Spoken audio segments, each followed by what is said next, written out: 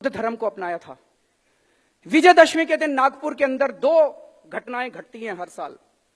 RSS के headquarter के अंदर शस्त्र पूजा होती है और नागपुर के अंदर भारी तादाद में पूरे देश से, दलित समाज से लोग इकट्ठे होते हैं और बाबा साहब अंबेडकर को याद करते हैं जिस दिन उन्होंने अपना धर्म परिवर्तन किया था।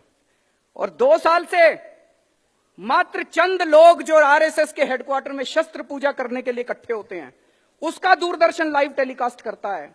लेकिन लाखों दलित जो बाहर मैदान के अंदर नागपुर के अंदर इकट्ठे होते हैं अपने बाबा साहब अंबेडकर को याद करने के लिए, उनका दूरदर्शन लाइव टेलीकास्ट नहीं करता है। अभी आप सबने एनसीईआरटी सुना होगा, national council for educational research and training. NCERT उसकी जो राष्ट्रीय परिषद है, उस राष्ट्रीय परिषद के जो चेयरमैन है वो यूनियन एचआरडी मिनिस्टर होती हैं, स्मृति ईरानी जी उसकी चेयरपर्सन है। और उसके जो मेंबर होते हैं वो देश के जितने राज्य हैं, हर राज्य का शिक्षा मंत्री उसका मेंबर होता है। अभी पिछले हफ्ते उनकी मीटिंग हुई। मनीष सिसोदिया जी दिल्ली के शिक्षा मंत्री हैं, इनको वहां जाने का मौका मिला। ये वहां गए और लौटने के बाद ये पूरा किस्सा मुझे बता रहे थे कि उस मीटिंग में क्या हुआ। एनसीईआरटी की मीटिंग में इन्होंने बताया 5 मिनट, पहले 5 मिनट में जो उनका फॉर्मल एजेंडा था वो पूरा कर लिया और उसके बाद चर्चा शुरू हुई। उसमें कई बीजेपी शासित राज्यों के भी शिक्षा मंत्री थे। चर्चा शुरू हुई कि सावरकर को स्कूलों के सिलेबस में लाया जाना चाहिए कि नहीं लाया जाना चाहिए। मनीष ने उसका विरोध किया। आधा घंटा, पौना घंटा इसकी चर्चा चली कि सावरकर को स्कूलों में पढ़ाना चाहिए कि नहीं पढ़ाना चाहिए। जब मनीष ने विरोध किया, उनको लगा बाहर बात फैल जाएगी, तो स्मृति जी कहते हैं नहीं नहीं, इसको बात को यहीं खत्म करते हैं, हम नई शिक्षा नीति बना रहे हैं उसमें डाल देंगे, इसको बाद में आपको बताएंगे इसके बारे में। मैं आज मनीष सिसोदिया से अपील करना चाहता हूं, उन लोगों को सावरकर पढ़ाने दो, आप दिल्ली के सारे स्कूलों में अंबेडकर साहब को पढ़ाइए।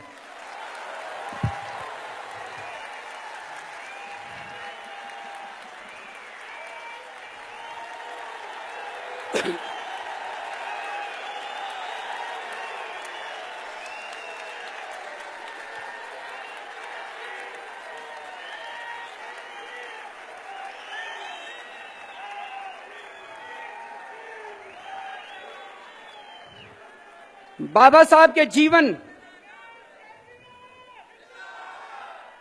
बाबा साहब के जीवन और बाबा साहब के विचार, बाबा साहब के संदेश, इनको विस्तार से आप दिल्ली के सारे स्कूलों में इसका सिलेबस तैयार किए और सारे स्कूलों के अंदर इसको पढ़ाने का इंतजाम कीजिए।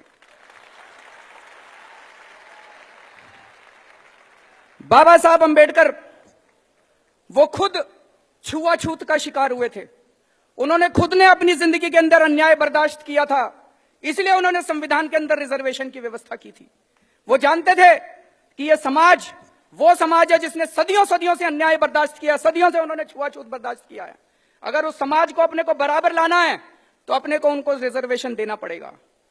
आज मौजूदा सरकार, आरएसएस के प्रमुख कहते हैं रिजर्वेशन के ऊपर पुनर्चर्चा होनी चाहिए।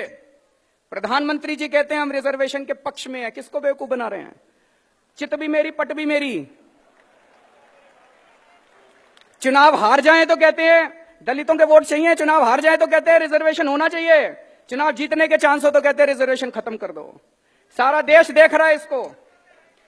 मैं एक ही चीज कहना चाहता हूं जी, मोदी जी देश नहीं है, आरएसएस संसद नहीं है और मनुस्मृति संविधान नहीं है।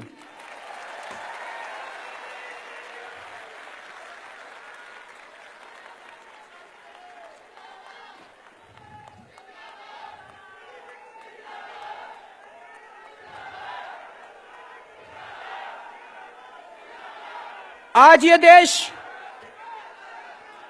ये देश कौन से संविधान से चलाने की कोशिश की जा रही है?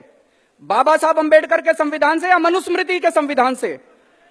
हम ये बर्दाश्त नहीं करने वाले, ये देश ये बर्दाश्त नहीं करने वाला। बहुत सालों के संघर्ष के बाद, बहुत सालों की लड़ाई के बाद आजादी मिली थी और आजादी के बाद बाबा साहब अंबेडकर ने हमें यह संविधान दिया है। इस संविधान के लिए हम अपनी जान की बाजी लगा देंगे, लेकिन इस संविधान के विरुद्ध कोई काम नहीं होने देंगे।